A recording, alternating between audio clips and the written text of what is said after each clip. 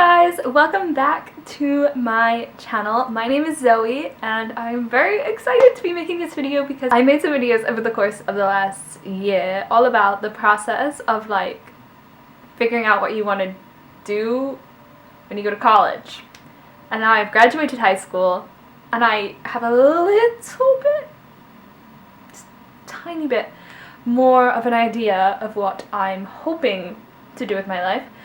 And today I'm going to be showing you guys the first steps of that, of where I'm going, how I decided, and a couple of my statistics just so you guys can get a feel of maybe what your chances would be like to get into some of the schools that I applied to and the school that I'm going to, which will be revealed if you can't read my shirt. So let's hop into the video. Okay, so obviously since I do have this on my shirt, I may as well just go and say it right away. I'm going to be attending Villanova University in the fall and I'm so pumped. I'm so looking forward to it. It like still doesn't seem real.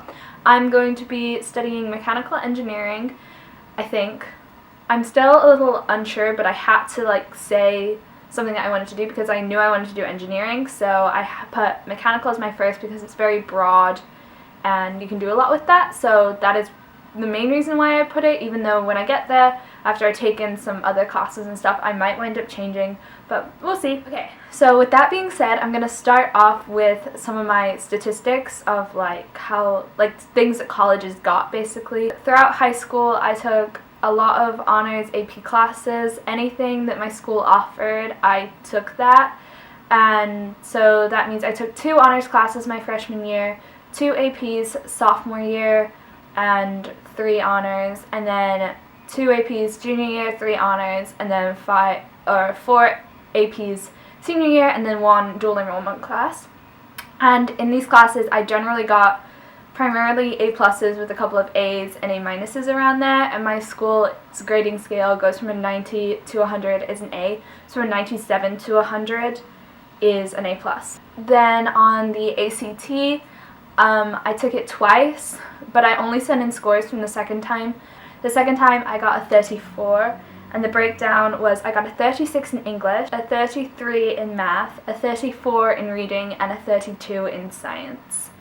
And then I also sent my SAT score to most of the schools I applied to. On that I got a 1500 with a 760 in English and a 740 in math. I also sent SAT subject tests. So I took so many SAT subject tests. I hated those things. They just really bothered me because they take off points whenever you don't get it right. So instead of you just not getting the points for getting it right, like they deduct some. That's so annoying. So the tests that I actually sent in, I took US history and I got a 750. I took math 2 and got a 760. And math 1 I got 730, which I thought was so ironic. Like, how did I do worse on the math 1 than the math 2? But apparently I did. And then as for AP scores, sophomore year I took English, language and composition, and world history, and I got 4s in both of those. Junior year I took English, literature and composition, and I got a 3, and I took US history and got a 5. And then this year, these scores the colleges wouldn't have gotten. I got 5s in Calc AB, environmental science, US government, and then I got a 3 in Spanish language. And then, of course, I did a lot of extracurriculars. I do ballet, I was on NHS and Quiz Bowl, and I was on Honor Council, which was like a disciplinary group of my school, so like those were my more like leadership things. I was also the parliamentarian for NHS. And then I did a lot of service stuff just like through my school. I did a service trip last year about human trafficking. So all of that kind of stuff is basically what went into my application. Okay, so I'm going to tell you like the whole thing that I did. I feel like for a lot of it I could have tried harder, and so I don't think I did the essays as well as I should have done. And I think if I'd have put more time into that, maybe things would have turned out differently. But that being said, I'm kind of glad that they didn't, and I'll get more into that later in the video. But just to preface all of this, I applied early decision to the dual degree, like engineering and business program at UPenn. And so I basically was torn between applying early decision there or Northwestern, because those were the two at the time. I was like, oh my gosh, like that's so cool, I really want to go to one of them. And I knew that applying early decision would like up the chances of being accepted.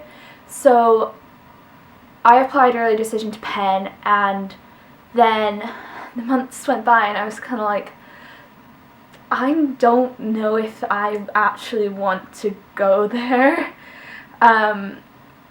So when I got rejected, I actually wasn't sad. And I know that I feel silly saying this because I feel like people might think I'm coming across as like just being like, oh, like I wasn't upset, because I was upset, and I'm trying to be like, oh no, I wasn't. But like I actually wasn't upset. Like it was in the middle of Nutcracker. I was Clara. I was busy.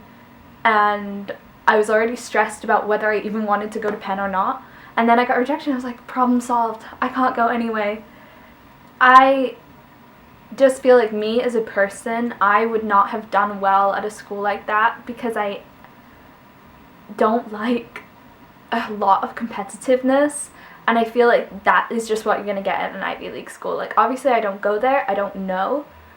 But the type of person would all be very high achieving students, and I wouldn't expect them to not be competitive, at least somewhat.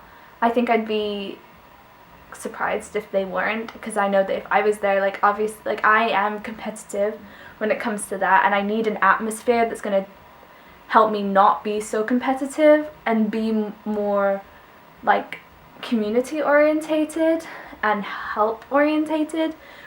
And I feel like at a school like that, I probably wouldn't have that same mindset the same way. But like I said, I had my heart set on like going to like one of these big Ivy League schools or Northwestern or something like that. So Northwestern was probably one of the only schools that I applied to that I was actually disappointed that I got rejected from, because after I got rejected from Penn, I was like, oh, but there's still Northwestern. Like maybe that's like where I really want to go. Because I really did love Northwestern. Like I loved the school. I really wanted to go there. But it wasn't meant to be. So I applied mainly to those like more like top schools. So I applied to and got rejected from Princeton, Johns Hopkins, and Rice, as well as obviously Penn and Northwestern. I mean, I would have loved to have gotten in, don't get me wrong, but I think it was for the best for me as a person to not have gotten into one of those places, because even if I knew another school was better for me, I probably would have chosen one of those. The other schools that I applied to and I got into were Boston University, Villanova, obviously, University of Rochester, and George Washington University. So I also got into the honors program for Villanova, BU, and GW. So of those, Rochester just wouldn't have worked. It just was out the way. I'd never visited. I don't really know why I applied. So I narrowed it down. I didn't really want to go to GW. I didn't really want to live in DC. I had it narrowed down to BU and Villanova, and they had open days like right next to each other. So we flew up to Boston. I hadn't actually toured BU before I applied to it. I really was attracted to like the study abroad program, all the resources that they had, the fact that they were in a city. I really thought that that was like what I wanted. So I went there, toured there. The day was great. There wasn't anything that really stood out to me as like being bad or anything. It didn't have much of like a campus feel, which I didn't really like that much, and I didn't really think about, because I was like, oh, I want to be in a city. And as it turned out, I guess I really didn't want to be in the city. And like I said, like there wasn't anything specifically bad, but the next day we went to Villanova for their open day, and I felt so much more comfortable. I liked it so much more. It just felt much more me than BU did. So my decision was made, and I decided to go to Villanova. So now on to a little tad bit of things that I would have done differently if I could go back in time. First of all, I would have written my supplemental essays so much sooner. I wrote about 5 of them the day before they were due. don't do that. That was so stupid of me. I'm so mad at myself. Like, that's what I mean whenever I started this video, is saying that I didn't take it very seriously. And a lot of the reason was because I was holding on to hope that I would get into Penn, early decision, and then not have to worry about anything else. But that didn't happen, and so I suddenly had to write all these essays. Just write them in advance if you're planning to apply. Like, I don't care if you apply ED, write them anyway. It'll save you a lot of struggle if you don't get in. The next thing I would have done would have been to reach out to people at the university more. That includes administration and people who actually went there. For me, I'm a really shy person, and it's hard for me to put myself out there in situations like that. And I think that if I would have done that, not only would people have known my name, especially some of my friends who talked to the representative who came to our area, they knew them, they knew their name, they knew their face, and I don't doubt that that actually did help them in some kind of way, because people remember people, and if someone's nice and you know them as a person, even just a little bit, I just feel like it probably gave them a little bit more of an oomph that I just didn't have, and because I was scared to reach out to somebody. And then also I would have done it because I think if I'd have talked to some people who went to Penn or Northwestern or one of these places, I would have realized sooner that that wouldn't have been the right place for me. I'm saying if I talked to some people from Villanova, if I talked to both, I think I would have worked it out a bit sooner. Next, I didn't apply to anywhere near where I lived because I didn't want to stay here, and I'm still not sure whether I would have, because I knew I didn't want to stay here. But at the same time, things could have happened and maybe I would have wanted to stay here. I mean, nothing did happen, but I just think I should have applied to at least one place near me for the sake of having that safety net, I guess.